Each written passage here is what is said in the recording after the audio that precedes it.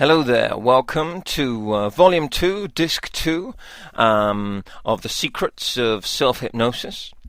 Copyright 2005 with me, Adam Eason. Ever since reading The Power of Your Subconscious Mind by Joseph Murphy as a younger man, I've always loved this idea of imagining my mind as a garden or a landscape of some kind, and that I'm the one responsible for its upkeep. We plant seeds of thought and belief in our garden, sometimes without even knowing that we're doing it. And as you add the elements, the elements as swell with your internal environment, then those seeds develop.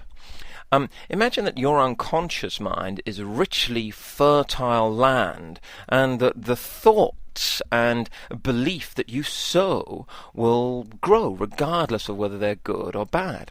So, this CD set, we're going to be wanting to learn about how to sow the right seeds for you to experience life with happiness, goodwill, prosperity, health, well-being.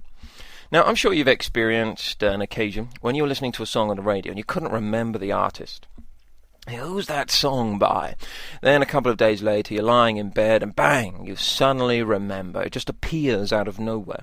You see, your unconscious mind continues working on the instructions that you feed it. So, best to feed it well and sow powerfully progressive seeds. Maybe you've got trees in your garden. It's a marvelous sight to behold, is a leaf spiraling from a tree. Amazing how that tree knows how to let go of what it no longer needs. Nature has a way of knowing how to do things. In that garden, in my garden, flowers often grow. And watching flowers grow can be a bit like noticing progressive change happening in your life. If you sit and watch too closely, you don't notice much happening at first, but as you get on with your life and sow the right seeds, those flowers bloom a lot more beautifully than you may have imagined. Often, up in the trees, birds may sing. I do love the song of a bird. I don't know how many times people actually stop and listen to that stuff. I love to do that. I wonder how hard do you think that bird has to think about what note to sing? Of course it doesn't. It just does it. That bird already knows more than it knows that it knows. Now, how much more creative and resourceful are you than that bird? More than you realize, exponentially more. So how much more do you know than you know that you know? Confusing statement. Well, maybe it's time for you to just sing your own song. Fill your garden with beautiful sounds without thinking about what note to sing.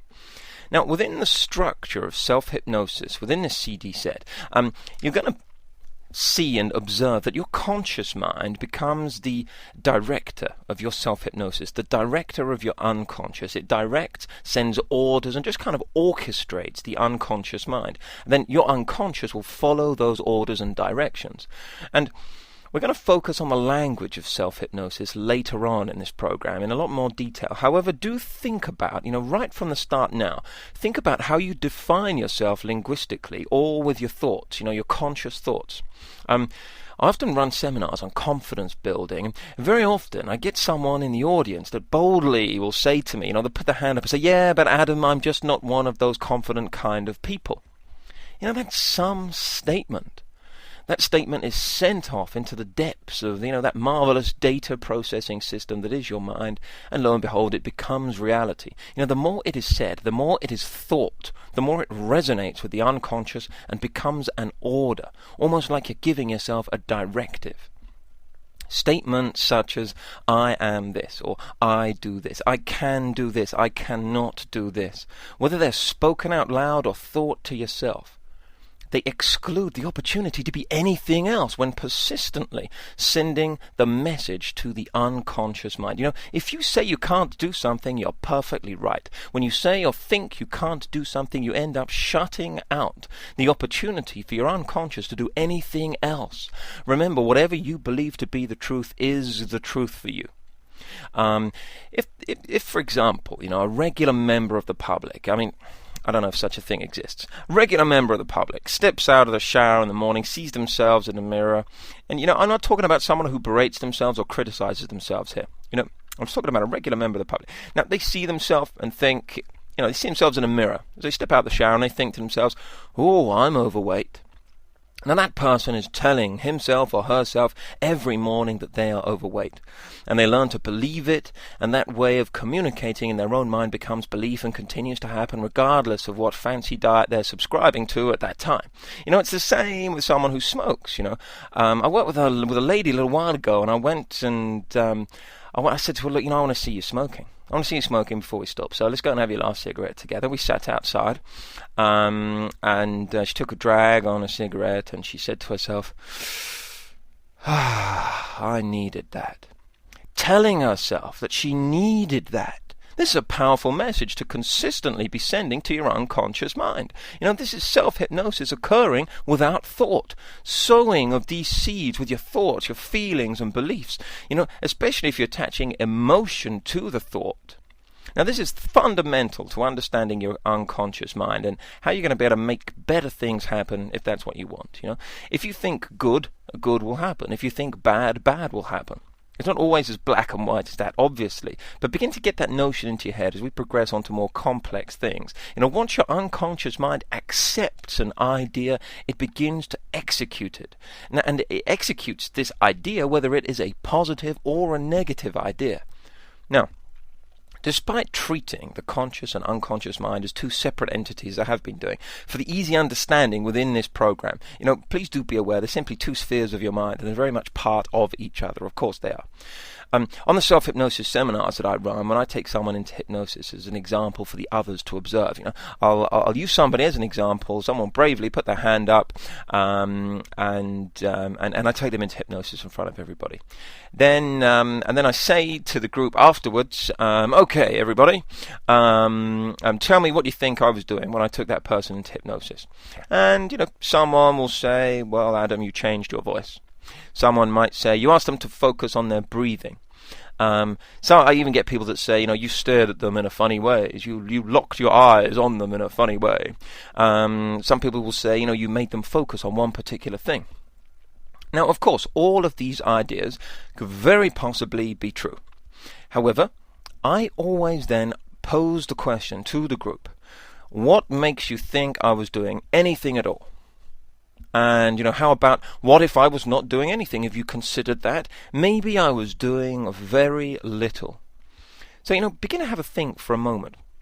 It's a belief of many in these related fields, many hypnotherapists that I come into contact with, many people in the hypnosis-related arenas, that all hypnosis is self-hypnosis. The idea here is that the individual actually takes themselves into the state of hypnosis. Of course, it's simply facilitated by the hypnotist. When I was born, I wasn't born with some magical gift that I could wield at anyone and render them into a state of hypnosis at will. Shazam, there you go. You're the ones that take yourself into hypnosis. The hypnotist, facilitates you taking yourself into that state. Throughout this program, we're going to be learning how to take away the hypnotist from the equation, and you become your own hypnotist. You are always in control. It is your hypnosis. This notion may well seem contrary to your previous understanding or belief. However, I'm hoping that, this is now giving you a better understanding for us to begin to move forward. The mysterious aura about hypnosis is really undeserved. It is just a natural, usual state. You experience it all the time. We're learning how to use it with intention for ourselves. Okay, so I think we're ready to start progressing on to other things now. Okay, now we're learning a lot more about hypnosis, about what self-hypnosis is too. I just want to run through a few terms, a few words that I'm going to be using, I'm going to be punctuating a lot of my sentences with from here onwards. For example, I'm going to be using the word deepen and the word deepener. Now, depth of trance state and depth of your hypnosis is very much a misnomer. However, it helps to give us something tangible to describe our thoughts and our experience of hypnosis. And so when I'm talking about a deepener, these are words and ideas that give an impression of drifting deeper into the state of hypnosis. Okay? When I'm referring to emerging from hypnosis, this is the process of exiting the hypnotic state. Okay? This is how we exit, by emerging. Please begin to start using the term emerge rather than awaken. This is because awaken implies that you've been asleep. And we're not learning about how to sleep here. Many in the fields of hypnosis refer to hypnotic sleep. And I think this is confusing for understanding self-hypnosis. So I'm not going to be referring to hypnosis as sleep in any shape or form, as that they're very different things. The word hypnosis actually derives from the Greek god Hypnos, which was the Greek god of sleep. So of course, they are related, and they have a lot of similar connotation. However, I'd like to just separate the idea of sleep and hypnosis here. So we emerge from hypnosis. Please. Okay. A hypnotherapist is simply someone who utilizes hypnosis for therapeutic purposes. I'm going to be talking about imagery a lot, and the natural way, this is simply the natural way of using your memory or your past experiences or your mind's own natural creative ability to create or recreate pictures in your mind's eye, in your imagination. Okay. Now, I'm also going to be referring on a lot of occasions to the induction. Now, the induction is the process of going into hypnosis. That's it, It's just a process of entering hypnosis. It's obviously derived from the word induce, okay? So when I'm talking about an induction, that simply means the process of going into hypnosis. Intended hypnosis, we discussed earlier, is intended, controlled, natural hypnosis. And I'm going to be referring on lots of occasions to metaphors. I'm sure you all know what a metaphor is. This is language or imagined representation. It uses one thing to represent another. So when we're talking later on about mental calmness or peace of mind, I may well say something like, I am as calm as a still pond. It's a metaphor referring the stillness of the pond to the calmness of my mind or whatever. Okay. Natural hypnosis is moments of deep communication between the conscious and the unconscious, trance states that occur in your natural day-to-day life, so to speak. I'm going to be referring to neuro-linguistic programming as NLP throughout this CD set. NLP was co-created by Richard Bandler and John Grinder back in the 70s. Neuro-linguistic programming is the study of excellence and the interrelationship between our communication, both with ourselves and with others, our learning abilities and responding to our own environment. It's becoming far more widespread these days. But just be aware of that. I'm going to be referring to a post-hypnotic suggestion.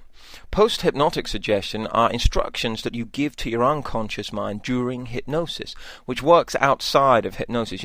A suggestion, I'm going to be talking about this word suggestion. And a suggestion is simply an instruction to your unconscious mind. Okay, so you take yourself into hypnosis and you give yourself a suggestion, which is simply an instruction that you give your unconscious mind. So then a post-hypnotic suggestion becomes an instruction that you give to your unconscious mind during hypnosis, which then works outside of hypnosis, when you're no longer in that formal trance. Okay. A program, then, I'm going to be referring to programs a lot. A program is a series of suggestions that you're going to formulate and string together. And we're going to be learning about how to create powerful programs, which you then can deliver to your unconscious mind to make change. Okay. If I refer to trance, by the way, I slip into this. It's simply the state of hypnosis. Okay, trance, hypnosis, pretty much the same thing as far as the context of this set is concerned. It's simply another word for self-hypnosis or hypnosis. If I say, you're in a trance, then you're in hypnosis. Essentially, it's same thing here. I'm going to be talking about triggers. A trigger is something that activates a hypnotic suggestion, often a post-hypnotic suggestion. So you might say in hypnosis, every time I click my fingers, I feel really confident, bold, and whatever way's right. Okay, we've learned that the unconscious mind is the emotional, autonomic, sometimes irrational part of the mind. It's often referred to as the subconscious. Throughout this set, I'm going to be referring to it as the unconscious mind. And finally, if I refer to the word zap, this simply means self-hypnosis, okay? Another word for self-hypnosis. There was a young girl who attended a self-hypnosis course of mine with her mother, and she used her imagination and combined it with self-hypnosis to zap away her persistent headaches with an imaginary space tool. The term zap kind of caught on, and it was used by my self-hypnosis teacher, and I use it too. So if I refer to zapping something, I simply mean to apply self-hypnosis to it. You'd be amazed how many times I've zapped away problems and how many other people there are out there zapping things. Okay, take 2 minutes and we'll be right back. I want to talk a little bit about the time immediately prior to your session of self-hypnosis. There's a fair few considerations to bear in mind, just getting yourself settled and getting yourself prepared before you actually then go into the state of self-hypnosis. Self-hypnosis can and should be, and I'd really recommend that you do it anyway. I've used it outside of offices, before job interviews, on busy trains, before presentations, during football matches, and many, many other situations that you might not have thought were conducive to the hypnotic process, especially when I'm running, when I spend all this time running as I do, inanely all over the countryside. I'm often using my self-hypnosis during that period of time. I'm sure that you've read a book in an airport or on a plane or on a train, for example, with lots of other people around you, and you manage to block out all the other sounds and distractions and tune in to your book. I used to run a clinic in Harley Street in London, which is supposed to be very prestigious, by the way, and it's really busy, and it's, my office used to overlook the street, and, there was constant roadworks and courier motorcycles travelling up and down this road, and it's a very, very noisy road in the centre of London. However, it would not distract my clients if they were guided into hypnosis in a way in which they were able to filter out other sounds. For some sessions, however, most people will find themselves a comfortable, quiet place for the self-hypnosis sessions. I'd recommend this especially with your initial sessions, to get yourself really tuned into it, and then gradually progress onto doing it in other places and busier places. It may be possible to be able to choose and pick where it is that you want to do this stuff. However, it may well be impossible to guarantee that you won't be disturbed. So do your best to find somewhere to be free of distractions. I even unplug the phone sometimes if I want a really nice, deep and peaceful self-hypnosis session, especially if I'm using that session for a big life change rather than a sort of on-the-spot state change, for example. We're going to be learning about instant hypnosis later on in the program, when you need something speedy. If you bang your finger on a door and you want to stop the pain, you don't really want to have to find a quiet room and lie down for a while before you can get it to stop hurting. But once you're better and more comfortable entering hypnotic trance states, you can then progress to using it in a wide variety of different places, regardless of the distractions. Now, again, in the initial sessions, I recommend having your hypnosis sessions indoors and more private. Those wonderful outdoor sessions in the sunshine are going to come later. Now, I'd also recommend that you use subdued lighting, just in the first instance. It's not essential, it just lends itself to the process until you become more acquainted with the state of self-hypnosis. The most important thing at this early embryonic stages is that you feel comfortable and safe and that you're unlikely to be interrupted. This process simply by its very nature is already beginning to show you that you are important to yourself, by scheduling some time to do this for yourself.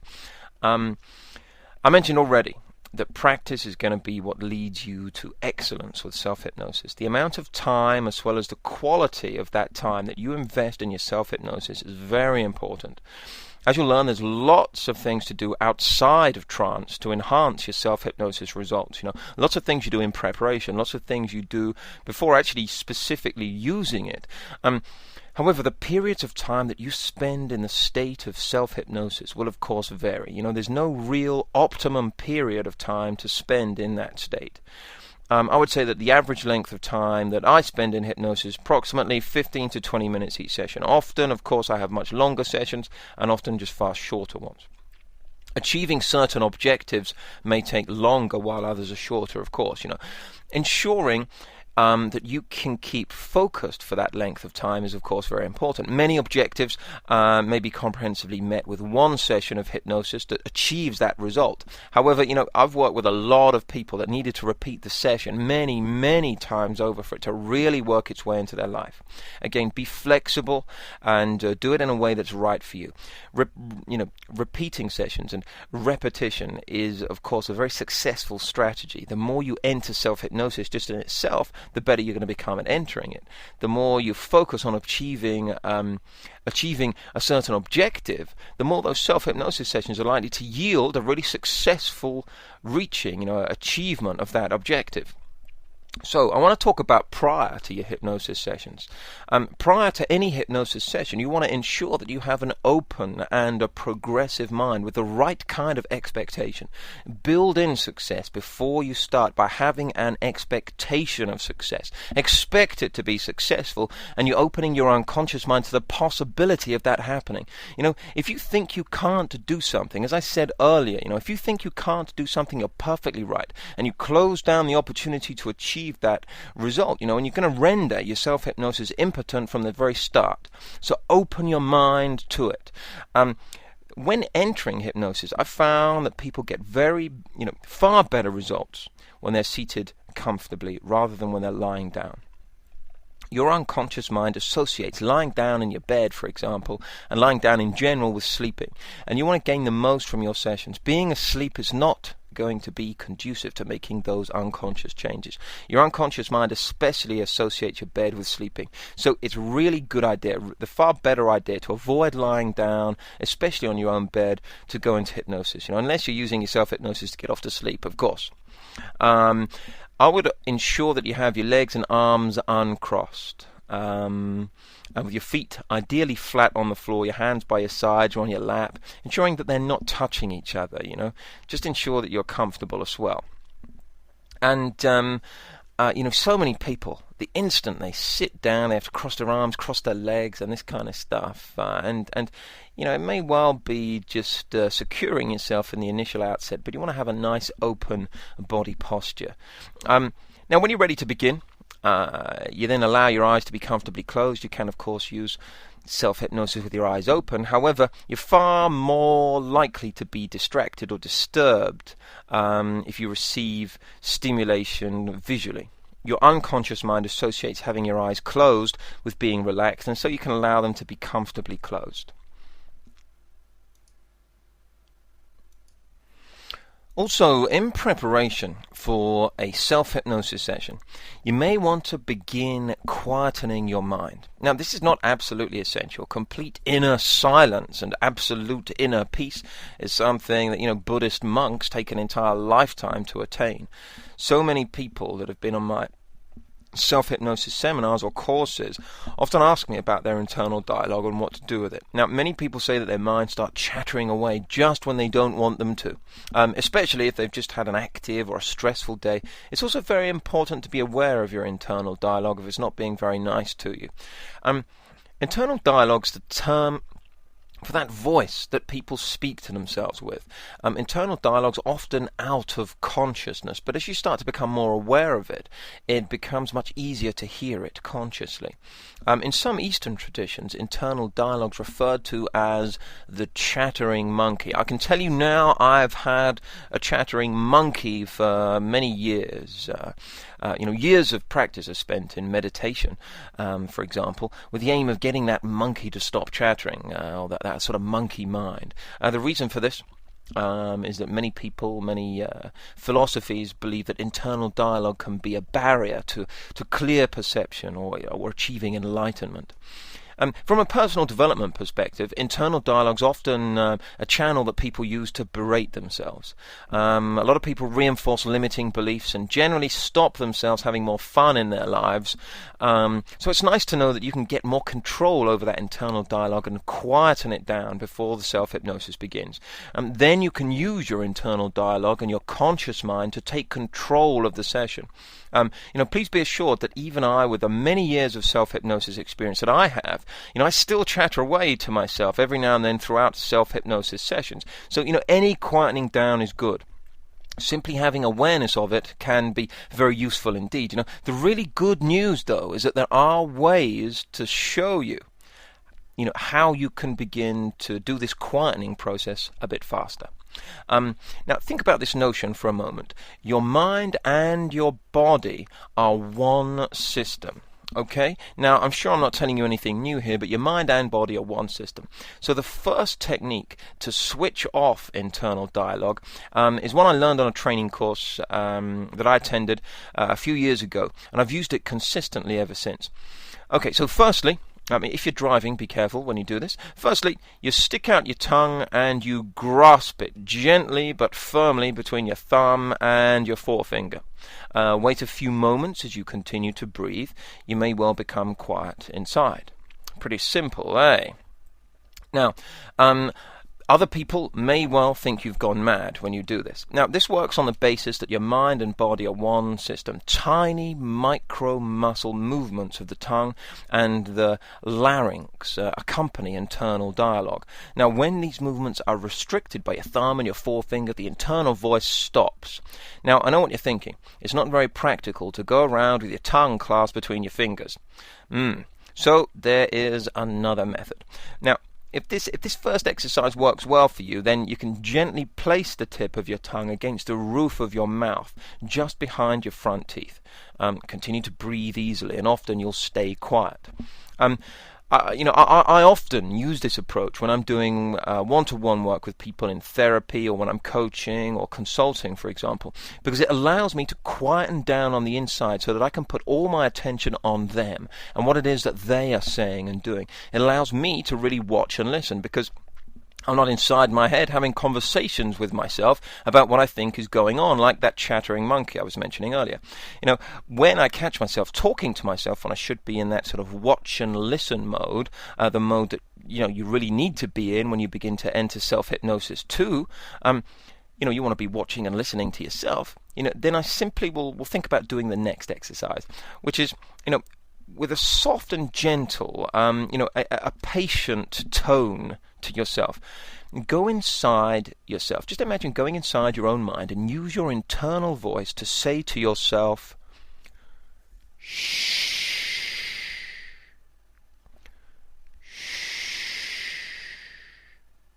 like you would if you were soothing a little baby or a small child.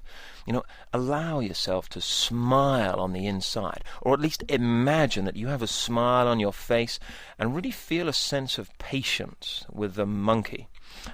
It may take up to a minute before you go quieter inside. Remember, you don't have to completely silence yourself. Just settle yourself down on the inside.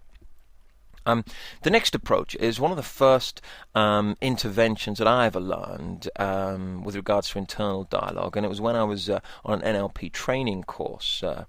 It's incredibly simple. Just imagine inside your mind that you have a volume control for your internal dialogue. You remember those old televisions? Old televisions used to have the knobs on the outside before remote control happened everywhere. My mum was forever being scared about turning the telly on when I was a child, because I was one of those kids that used to always mess around with the buttons, and she didn't know whether it was going to be in focus or loud, blaring sounds. But just imagine that you've got volume control for internal dialogue inside your mind. If you can't find one, just imagine one. It'll work just as well for your purposes. Now, then just imagine turning the volume control up and down, and hear or imagine the dialogue get louder and quieter. Then, of course, really learn how to turn it down and get it quieter. You can use either a dial or a slider, like when you've been into I don't know if you've ever seen recording studio desks where they have all these, sliders there. And just imagine turning it all the way off, nice and quiet, zip. Now, the final approach is one I learned from Richard Bandler, the co-creator of neuro-linguistic programming. I only tend to use it when I'm trying to pay attention on the outside, but some nagging thought keeps drawing my attention inside. It goes a bit like this. In a firm but loving voice, simply say to yourself, shut the bleep up. Okay? Inside your head, just say, shut the up. Okay, repeat as necessary. It's funny. Honestly, how many people that I've worked with in my time that tell me how they've told themselves to be quiet in this manner. I meet so many people that come up to me on the streets, even in my locality, and say to me, "Yeah, I'm still telling myself to shut up in that way." Now, no one of these approaches works for everybody, I'm sure, but each of these approaches will begin to work for some people. Practice when you're relatively relaxed and you have some time, and you'll find the ones that work best for you. As you begin to really get into the habit of using them systematically and consistently, you'll really start to reap the benefits, and you'll be priming yourself for your self-hypnosis to be even better. I want to talk a little bit, or a lot, in fact. I want to talk a lot about breathing, because we spend our entire lifetimes breathing. Many people take it for granted, and we all just assume that we're doing it correctly. I mean, imagine a most ridiculous conversation that you could have. Do you know how to breathe properly? And there are, of course, many, many ways of breathing and different types of breathing. Hard and fast breathing forces us to inhale deeply and quickly so that we can rapidly restore, consumed oxygen, and so that we can expel carbon dioxide, which is obviously the waste product of our exertions. Does continue to amaze me, by the way, why fizzy drinks are so popular, because essentially they've got carbon dioxide in them that we're then consuming, but our body breathes out carbon dioxide. Sorry, I'm digressing. Anyway, so this kind of breathing is, this kind of fast breathing is mostly noted when we're exercising or we're partaking in rigorous exercise. There's another kind of deep breathing, and that's the deep breathing of relaxation. Now, which is slower, and it occurs when we rest or when we are not partaking in physical exertion. Now, your usual everyday breathing rate is likely to be shallow and rapid, as it is with most people. It usually involves the chest expanding and moving outwards. However, the chest and the ribs do not really have a vast amount of capacity to stretch and expand. As a precursor to self-hypnosis and as part of any healthy daily routine, deep breathing originating from the diaphragm region is healthier, and it comes right from the abdomen. A good way to really get used to this is to push your tummy outward when you inhale, and imagine that you're breathing from that area just beneath your belly button. This area is known as the hara in many Eastern health practices. Now, below your lungs is a large and wide membrane that is called your diaphragm. As you allow your abdominal muscles to pull the membrane downwards, your lungs draw in more air to fill that space. I can remember being at school during sports practice, and my physical education teacher, Mr. Watton, permanently in an early 1970s bright blue Adidas tracksuit, by the way. Mr. Watton, my physical education teacher, used to tell us to throw the shoulders back and breathe deeply from your chest, keeping your stomach flat, real military style. Now, this was not the best advice. I'm sorry, Mr. Watton. It may look good, however, it limits your breathing capacity. Practice slow, deep breaths from your lower tummy area. Push your tummy out when you inhale, regardless of how it looks, and notice the difference in your breathing. Renowned cardiologist, Dr. Herbert Benson, in the late 1970s, 1976, I think, coined the term relaxation response for the response that our body has to this deeper breathing. Now, as the deeper breathing triggered a series of reactions in the body to stimulate the body's parasympathetic nervous system, it instigates relaxation. This is the opposite to the well-documented fight or flight response, which is that rush of nerves and adrenaline when our body prepares to fight or flight in response to anger, stress, anxiety, or fear. Now, when you consciously reproduce one part of the relaxation response by breathing deeply from the tummy, the rest of the body notices and responds with more additional, agreeable, relaxing physiological changes, such as a slower heart rate, increased blood flow to all the parts of the body. Now, this is a wonderful state to be in, and it's a wonderful state to begin to instigate when entering self-hypnosis, and it can really contribute to your self-hypnosis being a better overall experience. It sounds rather simple, doesn't it? Asking you to breathe properly. Of course, breathing, we all have to do it. But, just how aware of we, just how aware are we of our breathing? Excuse me, getting my tongue twisted a bit today. And the effect that breathing has on how we live our life, even when it's not used as a precursor to self-hypnosis. There was a quote from an 11-year-old science exam, which went something like, "When you breathe, you inspire. When you do not breathe, you expire." Very amusing young man. Now, John Grinder, the co-creator of Neuro-Linguistic Programming, talks about the link between respiration, physiology, internal state, and high performance. He calls this the chain of excellence. And, I can remember reading a book by Osho, the wonderfully non-PC mystic and guru. Now, in the book that I read, Osho instructed the reader to pay attention to their breathing rate when they were happy, and notice the timing of the in-breath and the out-breath. He explained that the next time they were sad, they could reinduce the happy state by merely repeating the breathing pattern. So to get into the idea of understanding your breathing and how it affects you in your life, your physiology, and your psychological state, I've got a couple of things that you can practice doing to heighten your awareness of your breathing, and then subsequently enhance your ability to get into a state that optimizes your experience of self-hypnosis. So firstly, next time that you're experiencing a powerful, positive state in your life, and I'm sure there's going to be many from here onwards, by the way. Now, this can be anything, or any time when you're positive, when you're happy, when you're having fun, enjoying yourself. And allow yourself to become aware of your breathing rate. Pay particular attention to the timing and the rhythm of your in-breath and your out-breath.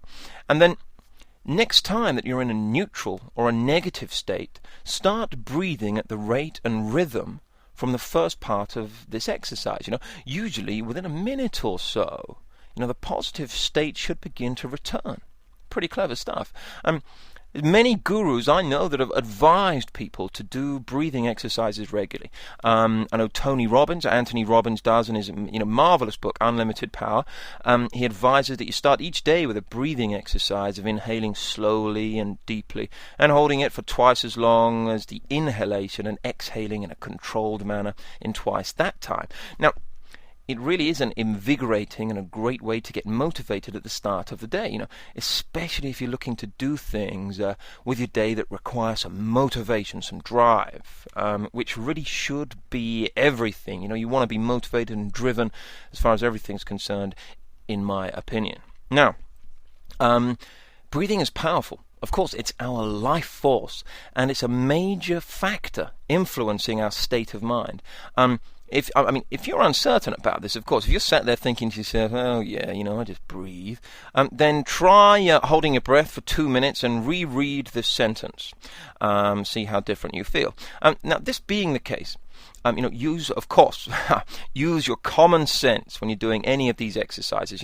If you've got a respiratory condition, okay, check with your health advisor first. Okay, I don't want asthmatics getting in touch with me complaining that they did themselves harm following the exercises in this CD set. Okay, now, use your common sense here, asthmatics. So, thirdly, start breathing comfortably but deeply, in through your nose and out through your mouth.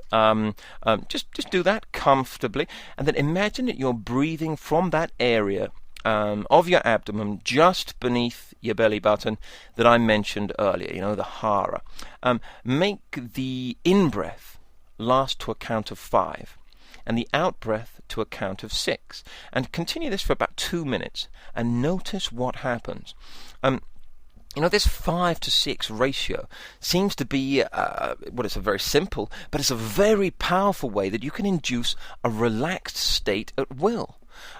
The art of yogic breathing is called pranayama, Now, pranayama offers many different approaches for cleansing the body and the mind through breathing exercises, And next up is one that I learned from the work of Robert Anton Wilson. Now, this may seem a bit odd to do, and I recommend not doing this in front of your friends or at work. So lie on your back and pant like a dog. Breathing really shallow breaths, rapidly in and out through your mouth about 20 times. Then breathe really slowly, deeply and gently, in and out 20 times through your nose. Once again, do the mouth panting 20 times. Then resume your gentle nose breathing and notice what happens. Now, this technique is referred to as the breath of fire, and typically it results in a state of, well, you know what? I'm going to leave you to find that out for yourself. Now, these techniques can be very powerfully utilized when you're wanting to get in control of your state, especially if you're going through a period of change, such as reducing your weight, stopping smoking, or developing more confidence, or any of the other things that you're looking to do. Tune in to the way that your breathing affects you and begin to use it to settle yourself and create a nice state to proceed into your self-hypnosis session. Remember, most people don't breathe nearly enough. Start to breathe more deeply and notice how much better you feel. Have lots of fun with this as well. Enjoy the feelings that you get from it. Notice how good you can make yourself feel when you breathe differently and how comfortable you can be as you prepare for self-hypnosis. So I'm going to go and take a nice long breath myself now, because I don't think I've taken a breath in for a fair few minutes now. Take a moment and we'll be right back. Now, the next part of the settling process is about engaging in the moment, okay? In preparation for getting into self-hypnosis, lots of people often comment to me that they spend lots of time thinking about the past, even if it's just their day, let alone the past years of their life, or what might happen in the future. Now, these are fine in the correct context. However, to get yourself into a good state of self-hypnosis, something that can easily enhance it even further is to really engage in that moment. Feed back to yourself what it is you're experiencing at that moment. Now, it might sound strange, however, see what happens when you tell yourself what it is that you are experiencing. You can just do that in your own head, in your own mind, as you're settling, breathing, beginning to relax, just engage in the moment. Being engaged in the moment, it doesn't have to be exclusive to the time immediately prior to a self-hypnosis session, by the way. It can enhance your business, your life experience in general. I spend lots of time working with individuals, corporations, businesses, and getting them to engage in the present moment. The centre that I own and run here in Bournemouth, on the south coast of England, at the time of recording this product anyway, we sell a wide range of books, and one that I used to stock here was a book called The Power of Now by a man called Eckhart Tolle. Now, wonderful book, by the way. Now, lots of people that came to classes, workshops and consultations at the centre often told me how great this book was, and they used to give me snippets of information about its content, and for a number of years I'd occasionally think, yeah, I really should read that book. Then kept on deciding that I'd wait until later. And yes, I'm fully aware of the irony of this, by the way. Now, nevertheless, I'm already sold on the power of the present moment for a number of reasons. If you really think about it, only this present moment exists. Now, I think this is by far the most compelling reason to put your attention on the present moment. Yesterday doesn't really exist except as a memory. With all the unreliability we know to be true of memories, when you experienced yesterday, it was now. Tomorrow doesn't exist either. It's not tangible, except as an imaginary construct. And when you experience tomorrow, tomorrow then becomes now. And as it's all that exists, it's a good idea to experience it. And a great way to do this is to begin sitting with your feet flat on the floor, for example, in a comfortable, nicely aligned position. When I say aligned, spine straight, hands on your thighs or at your sides, breathing comfortably, as we've discussed already. with your eyes open or closed, and allow yourself just to become aware of the different sounds, sights, smells, and sensations around you. Welcome to the present moment. That's right. This is the present moment. There's a number of good reasons for keeping your awareness in the present as much as possible.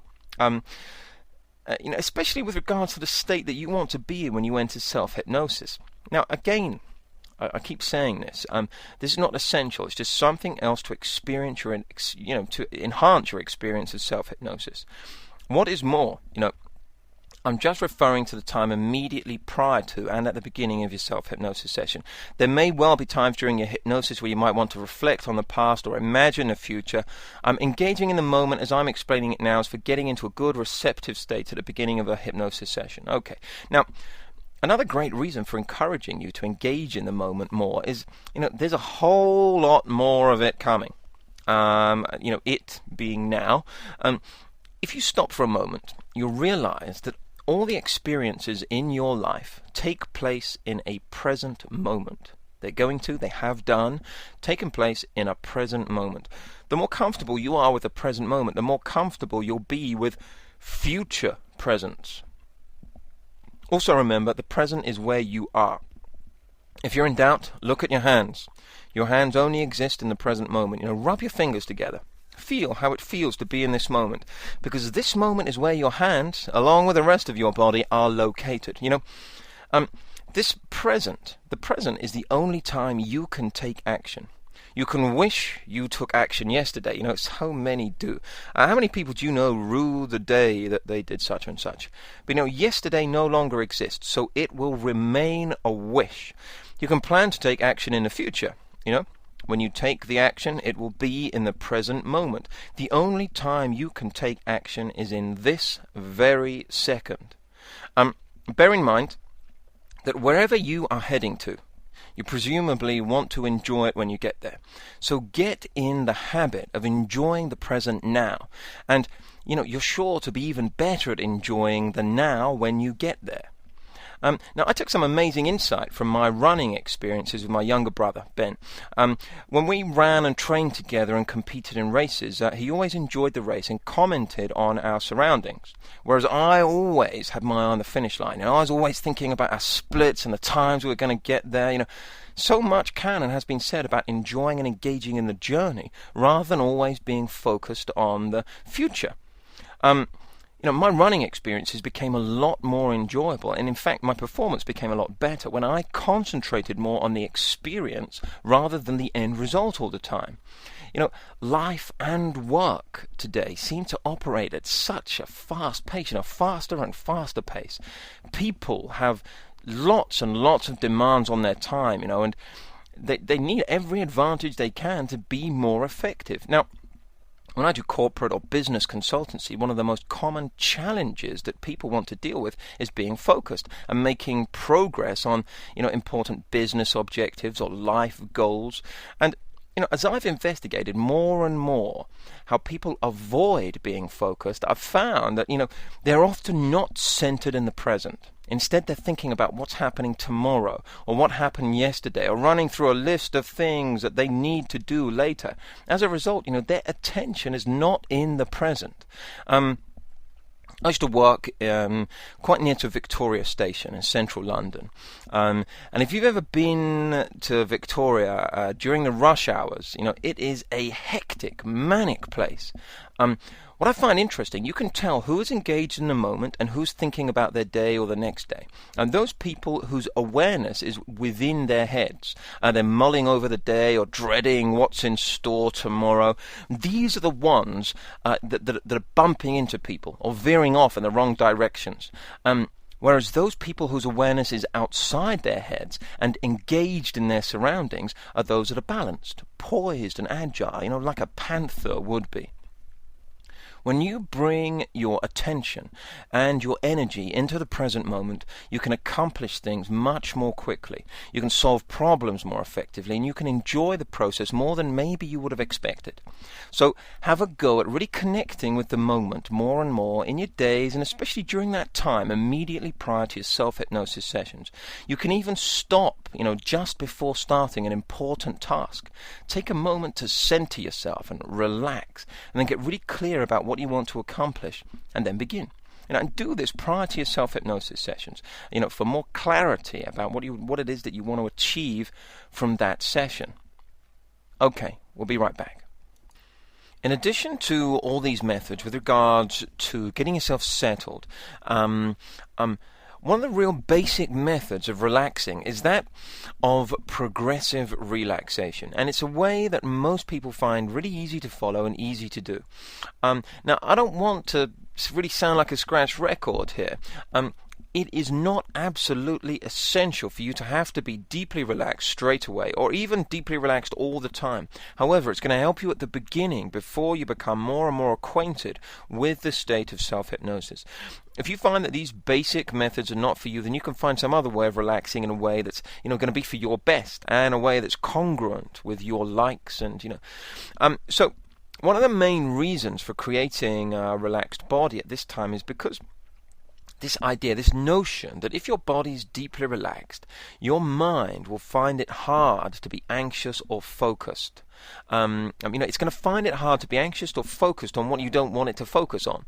And it's easier to remain focused on the main objective of your self-hypnosis session, whatever that might be for you. So I recommend practicing some kind of progressive relaxation method.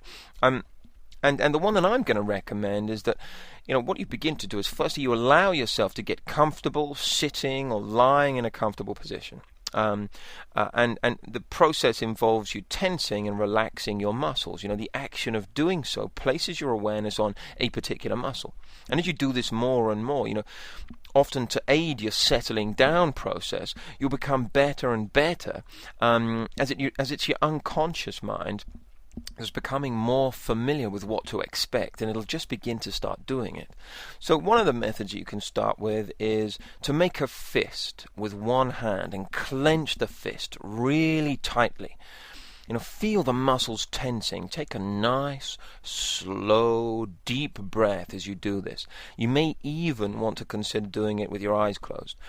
But then use your imagination and maybe imagine the tension that's in that clenched fist is a color, or as water, or electricity. Ideally not water and electricity at the same time, though. Something that represents the tension well for you. Okay, now once you have held this clenched fist, as you inhale slowly and deeply, then relax your hand as you exhale even more slowly. Okay, then imagine the muscle tension changing in color or structure in your hand. Imagine it dissolving and disappearing or melting away. Notice the difference between the hand when it was clenched and the wonderful relaxation and sensations in your hand when the tension is released. Imagine all the muscles softening in your hand, and do the same with the other hand. In the future, you may want to do this with both hands at the same time and work through your body symmetrically. Now, proceed to do this with the muscles in the arm. Really tense them. Imagine colors, shapes, or whatever you want to imagine to utilize the tension, so to speak. Then release, imagine the change, soften the muscle, and enjoy the new state that now exists within that muscle. Good feeling, eh? Now, proceed onto your toes and your legs, tensing the main muscles, then releasing them, allowing the muscles to develop maybe like a floating sensation. Follow with your tummy, your chest, your back. Shrug your shoulders and release. Tense your neck and let go, and your facial muscles. The muscles of your face, really scrunch your face muscles up when you do this. It feels so good when you release and focus on them relaxing. And Run through this entire exercise twice or more and notice how your entire body feels at the end when you allow yourself to just be still. It's a good idea to get used to being still, stopping the fidgeting and things like that, Another form of progressive relaxation is to partake in a similar action, but without actually physically tensing the parts of your body. Instead, you can use your imagination and imagine a color spreading through your body bit by bit. Really imagine that color going into every cell as it moves through your body, relaxing you. And be sure to use a color that relaxes you, or just imagine each muscle softening as you place your awareness upon it, and move your awareness through your body. And, of course, as we did before, feed back to yourself what it is that you're experiencing to heighten the sensations. By that I mean describe to yourself in your own mind what exactly it is that you are experiencing. And this will then become easier to remember, more and more easy to achieve again and again. Now, notice the areas of your body that relax first and the easiest, and recall how they feel, and imagine those feelings spreading all over you into every fiber. Really focus on the good sensations and the best feelings in your body and spread those ones. So just to summarize, before the end of this particular disc, before we move on to the next one, get yourself into a comfortable position, breathe well, engage in the moment, relax yourself, and begin to lessen your internal dialogue. And you've created a marvelous foundation for yourself to begin to experience self-hypnosis. So we'll see you on the next disc.